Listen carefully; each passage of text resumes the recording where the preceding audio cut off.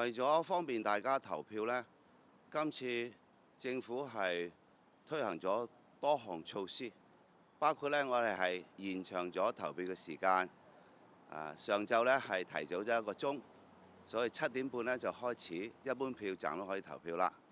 到晚上呢亦都延長1個鐘，所以到11點半先至結束。咁係增加咗2小時，等大家呢係有足夠嘅時間投票。總共呢係有16小時嘅。大埔宏福苑嘅火災，我哋大家都好悲痛。正因為咁，我哋好多工作要做，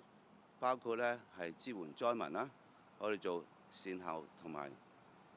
重建啦。我哋亦都一定要查個水落石出，追究責任，推動制度改革，令到我哋嘅社會更安全，市民生活得更安心。所以我亦都講咗喺立法會開第一次會議，政府就會提出第一個議案去討論我哋點樣去支援災民同埋善後重建，亦都點樣去推動制度改革。我係希望同立法會議員一齊係商議，通過大家嘅討論，盡量係照顧好災民，盡量去快找出真相，盡量去快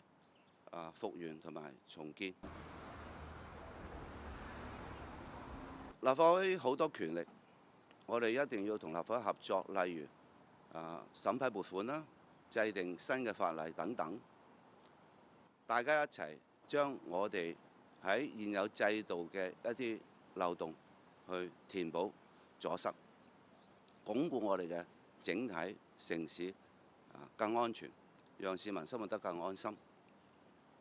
所以今次係我哋一定係要所有選民都今日出嚟投票，因為呢一票係代表我哋推動改革嘅一票，係代表我哋守護災民嘅一票，亦都係代表我哋凝聚力量、共同前行嘅一票。